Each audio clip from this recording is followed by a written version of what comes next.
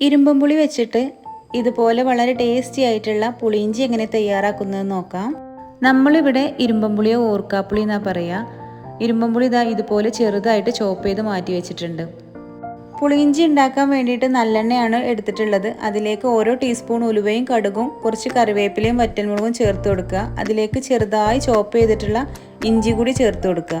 ഇഞ്ചിയൊക്കെ നന്നായിട്ട് മൂത്ത് കളർ മാറി വന്ന സമയം അതിലേക്ക് 2 ടേബിൾ സ്പൂൺ മുളക് പൊടിയും 1 ടീസ്പൂൺ മഞ്ഞൾപ്പൊടിയും ചേർത്ത് നല്ലപോലെ ഇളക്കി കൊടുക്കുക.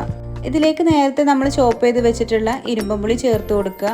എന്നിട്ട് നന്നായിട്ട് മിക്സ് ചെയ്തെടുക്കുക. ഇതിലേക്ക് വെള്ളം ചേർത്ത് കൊടുക്കേണ്ട ആവശ്യമൊന്നുമില്ല. നന്നായിട്ട് തിളച്ച് വരുന്ന സമയത്ത് ഇതിൽ തന്നെ വെള്ളം ഉണ്ടാകും. ഇരുമ്പുളിയൊക്കെ നന്നായിട്ട് വെന്ത് വന്നതിന് ശേഷം 1 ടീസ്പൂൺ ഉപ്പും അതുപോലെ 1 ടീസ്പൂൺ കായപ്പൊടിയും കൂടി ചേർത്ത് കൊടുത്തിട്ട് നല്ലപോലെ ഇളക്കി കൊടുക്കുക. ഇതിലേക്ക് നമ്മൾ ശർക്കര ഉരുക്കി മാറ്റി വെച്ചത് ചേർത്ത് കൊടുക്കുക. ശർക്കരയൊക്കെ നിങ്ങളുടെ മധുരത്തിൻ്റെ ആവശ്യം പോലെ ചേർത്ത് കൊടുക്കാം. ഇനി ഒന്ന് ഹൈ ഫ്ലെയിമിൽ നന്നായിട്ട് തിളപ്പിച്ചെടുത്തതിന് ശേഷം ലോ ഫ്ലെയിമിൽ നന്നായിട്ട് ടൈറ്റായി വരുന്നവരെ കുക്ക് ചെയ്തെടുക്കുക. ഈ സമയത്ത് ഉപ്പ് കുറവുണ്ടോ എന്ന് നോക്കിയിട്ട് ഉപ്പ് വേണമെങ്കിൽ ചേർത്ത് കൊടുക്കാം. 20 മിനിറ്റിന് ശേഷം ഇതാ നമ്മുടെ പുളിയിഞ്ചിയൊക്കെ നന്നായിട്ട് കുറുകി വന്നിട്ടുണ്ട്. ശേഷം ഫ്ലെയിം ഓഫ് ചെയ്തിട്ട് നന്നായി തണുത്തതിന് ശേഷം ഇതുപോലെ നല്ല ഗ്ലാസ് ജാറിൽ ഇട്ട് വെക്കാം. വീഡിയോ ഇഷ്ടപ്പെട്ടാൽ സപ്പോർട്ട് ചെയ്യാൻ മറക്കരുതേ.